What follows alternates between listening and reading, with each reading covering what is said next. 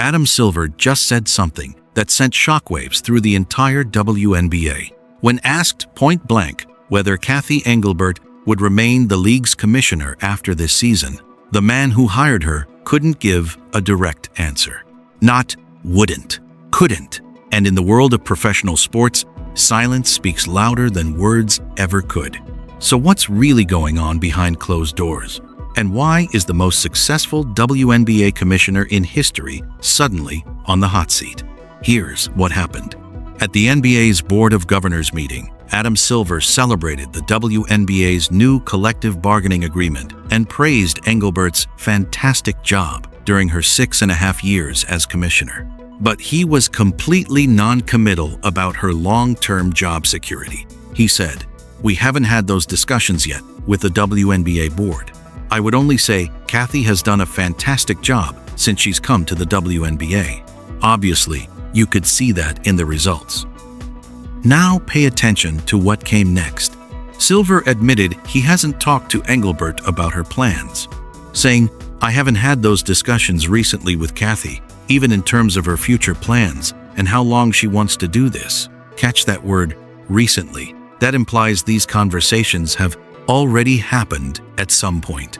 And the way he frames it as potentially her choice, not the league's, that's textbook corporate language for don't forget to subscribe and turn on the notification bell so you never miss a video. Quietly preparing for a transition. But to really understand why this matters, you have to understand who Cathy Engelbert actually is and where she came from. Most sports commissioners grew up in the game. Engelbert didn't. She's an American businesswoman who previously served as the first female CEO of Deloitte. She worked there for 33 years and was elected CEO in 2015, becoming the first woman to lead a Big Four accounting firm. Then in May 2019, she was named the first commissioner of the WNBA. Previous leaders had been titled president. Before her hire, the WNBA had operated with a league president starting with Val Ackerman in 1996, and the role has always reported to the NBA commissioner, with Engelbert still reporting to Silver. So right from the start, there was a tension. An accountant stepping into a world of athletes, ego, and raw emotion. She wasn't a basketball lifer. She was a corporate operator brought in to professionalize a league that desperately needed structure. She faced a crisis almost immediately with the COVID-19 pandemic. The WNBA spent years navigating lost revenue from 2020 and lower ticket sales with attendance restrictions. And despite all that chaos, she didn't blink.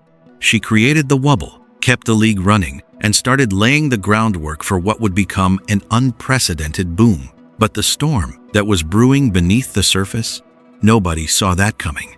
Let's talk numbers, because the growth under Engelbert is genuinely staggering. Since the early pandemic years, Engelbert has overseen rapid growth, helping secure nearly $1 billion in expansion fees in the last 3 years alone. She presided over a significant expansion of the league, adding franchises in San Francisco, Portland, and Toronto, with future expansion franchises planned for Cleveland, Detroit, and Philadelphia. And the money tells an even crazier story. The Golden State Valkyries ownership group paid a $50 million expansion fee. That price tag grew to 5 times as much in 2025 when NBA ownership groups in Cleveland, Detroit, and Philadelphia all bought in at $250 million each.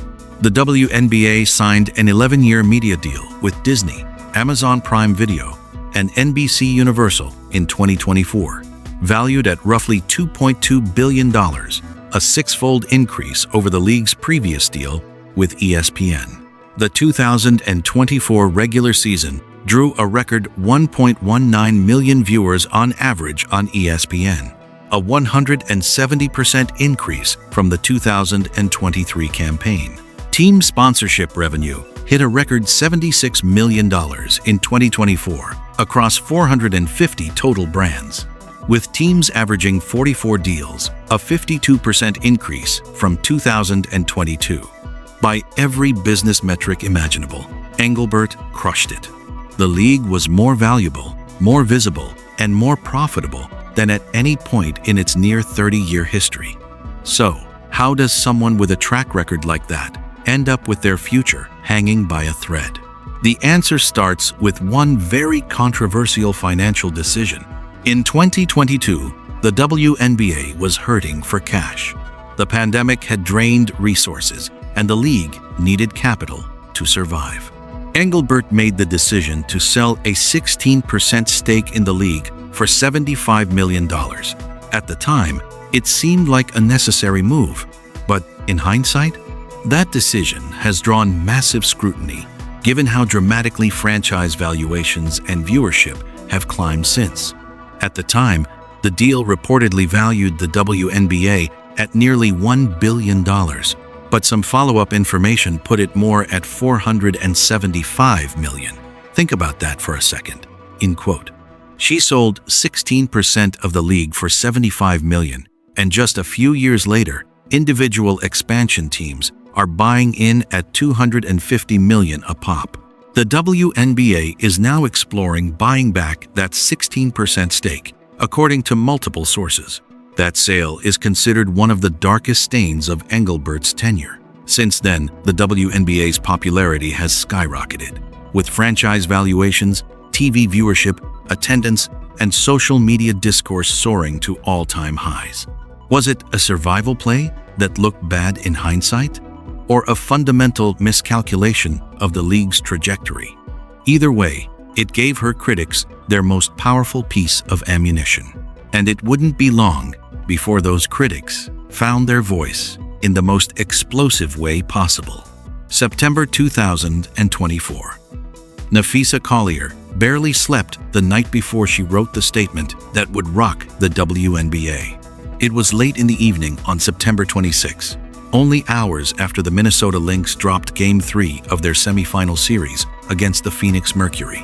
With 26 seconds left, Collier had crashed to the floor after a collision. An MRI revealed 3 grade 2 torn ligaments and a torn muscle in her lower leg. Inside a Scottsdale hotel, with pain radiating across her body, Collier sat down and wrote a withering 4.5-minute statement about the state of WNBA officiating and Commissioner Engelbert's leadership. And she did not hold back. She ripped Engelbert, saying the real threat to the WNBA isn't money, ratings, or poor officiating. It's the lack of accountability from the league office. Collier said the league had the worst leadership in the world. But the real bombshell came when Collier disclosed details of a private conversation. Collier shared an anecdote from February when she allegedly asked Engelbert how she planned to fix rookie-scale contracts for players like Caitlin Clark, Angel Reese, and Paige Buchers, all of whom earned less than $80,000 that season, but were clearly driving massive revenue. Collier claimed Engelbert's response was that Clark should be grateful. According to Collier, Engelbert also said players should be on their knees, thanking their lucky stars for the media rights deal that I got them. Multiple ESPN sources confirmed Collier had relayed these comments within days of the February meeting. The fallout was immediate and brutal. Nneka Ogwumike, president of the Players Union, heard about Collier's interview before she saw it. Her phone was blowing up player after player, asking if she'd seen the statement. She pulled it up on social media, and Collier had spent 4 minutes criticizing WNBA leadership and Engelbert in particular. My initial thoughts were, I agree, Ogwumike said. Aja Wilson, who had just won her 4th MVP, said she was disgusted by the alleged remarks about Clark and that she would ride with Collier always. Clark's teammate, Sophie Cunningham, went further, saying everyone feels the same way, calling it shameful that Engelbert always makes it about herself, and demanding that leadership be held accountable from top to bottom. One of the lasting images of the WNBA season was Engelbert getting relentlessly booed by the crowd in Phoenix during the championship trophy presentation. And it wasn't just the players turning against her. Multiple team owners told ESPN they were unhappy with Engelbert's leadership. If I had a vote, one owner said, I would probably ask for a replacement. Once you have that kind of fighting with your best players, one team executive told ESPN, It's a death spiral. So how did Engelbert respond? In a press conference before Game 1 of the WNBA Finals, she said she was disheartened but welcomed difficult but necessary conversations. She said, "If players don't feel appreciated, we have to do better and I have to do better." She specifically denied the Caitlin Clark comment, calling Clark a transformational player for the league. She admitted the week had been difficult, saying, "I'm a human too. I have a family. I have 2 kids who are devastated by these comments." When asked if she expected to remain commissioner, she said, "I've never been a quitter. I've never shied away from tough situations. But here's what made everything even messier." The Collier situation didn't happen in a vacuum. It was connected to something much bigger, a cultural fault line that nearly tore the entire league apart. Caitlin Clark didn't just enter the WNBA, she detonated inside of it. 4-7. Her debut was the most watched WNBA game since 2001. The 2024 regular season drew record viewership, up 170%. The All-Star Game pulled 3.4 million viewers, an increase of more than 300%. The 2024 draft averaged a record 2.45 million viewers on ESPN, more than 4 times the previous year. She was a one-woman economic engine, and everyone knew it. But the arrival of Clark and everything that came with it exposed every crack in the WNBA's foundation. When Clark and Angel Reese brought their stardom to the league, commentary took on a racialized dynamic. When asked about toxic online fandom, Engelbert argued the league needed rivalry. That's what makes people watch. They want to watch games of consequence between rivals. They don't want everybody being nice to one another. The Players' Union condemned those remarks. Their executive director released a statement saying, "This is not about rivalries or iconic personalities fueling a business model. This kind of toxic fandom should never be tolerated or left unchecked." Engelbert was walking a tightrope between competing interests. Young fans who came for Clark, veteran players who felt disrespected, owners who wanted profit, players who wanted dignity. And she stumbled. Charter travel had been banned under the old CBA, and despite years of player complaints, including a 2018 game forfeiture by the Aces due to travel delays and a 2023 security incident involving Brittany Griner league-wide charter flights, weren't implemented until after Clark's arrival drew attention to the issue. Players felt Engelbert took all of the credit for changes that were forced by circumstances. Whether that's fair or not is debatable. But perception became reality, and the trust deficit between the commissioner and the players she was supposed to lead grew wider by the day. Now here's the thing that makes this entire story even more complicated. Despite all of the chaos and the broken relationships, Engelbert went and delivered what might be the most important labor deal in women's sports history. The new CBA is a 7-year deal that introduces a revenue-sharing system expected to deliver more than $1 billion in player salaries and benefits over the life of the agreement. The salary cap jumps from $1.5 million to $7 million. The Year 1 maximum salary rises to $1.4 million. Average salaries will exceed $583,000, and minimum salaries will range up to $300,000 based on years of service. For the first time in league history, the salary system is directly tied to a share of league revenue. As the business grows, so will player salaries. ESPN's Shams Charania reported the average revenue share for this deal would be nearly 20% across the length of the agreement. Due to the new revenue sharing model, the WNBA projects the salary cap to reach $11 million and the minimum salary to reach $380,000 by the end of the agreement.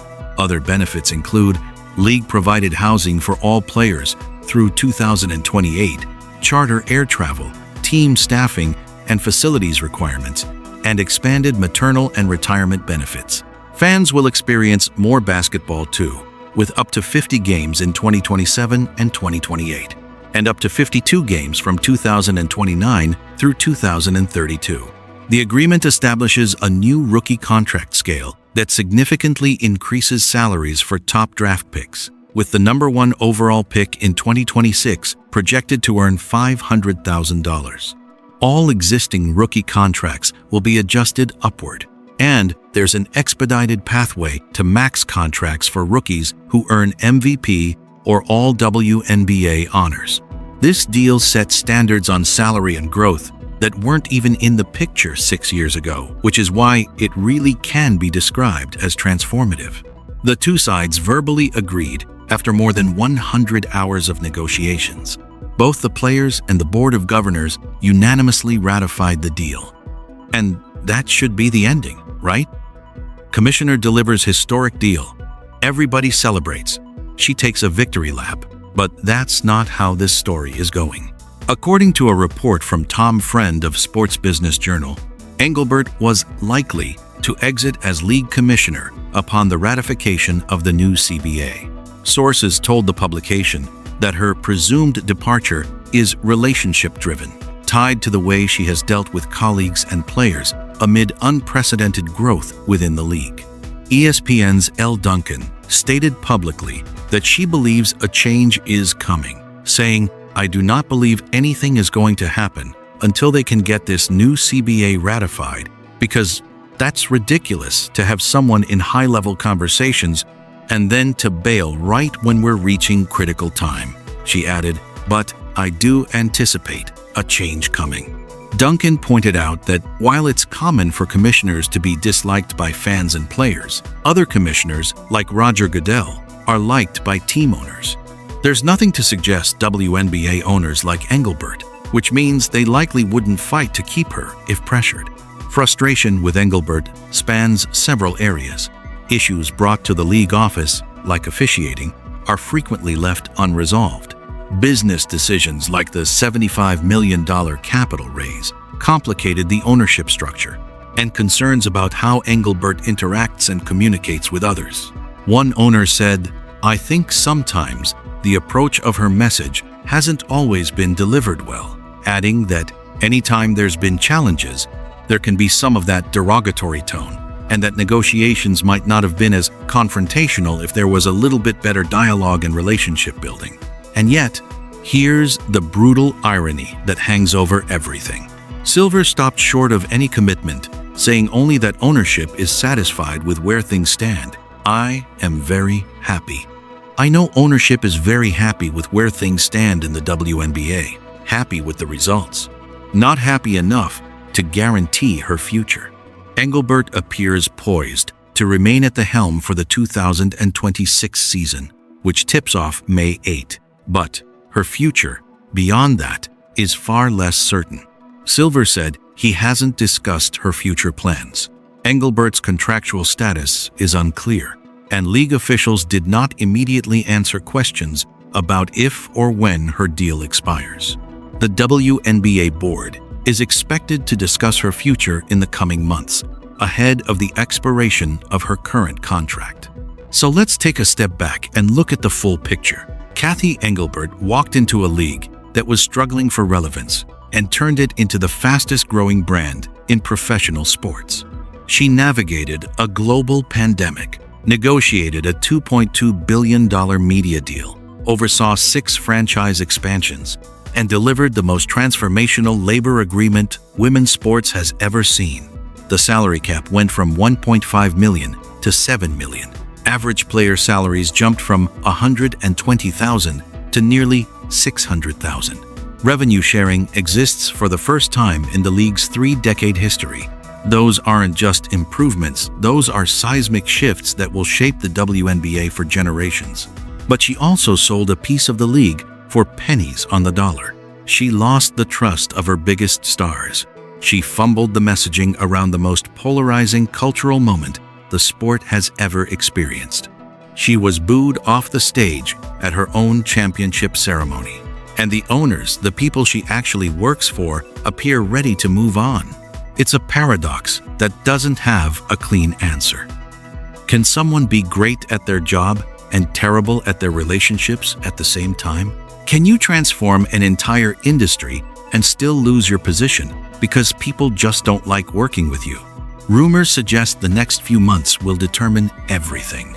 If Engelbert walks away or is pushed out, whoever steps in inherits a gold mine, a new CBA worth over $1 billion, 6 new franchises, a media deal that runs through 2035, record ratings, record attendance, record revenue, all of it built on a foundation that Engelbert laid, brick by brick, while being criticized for every single one.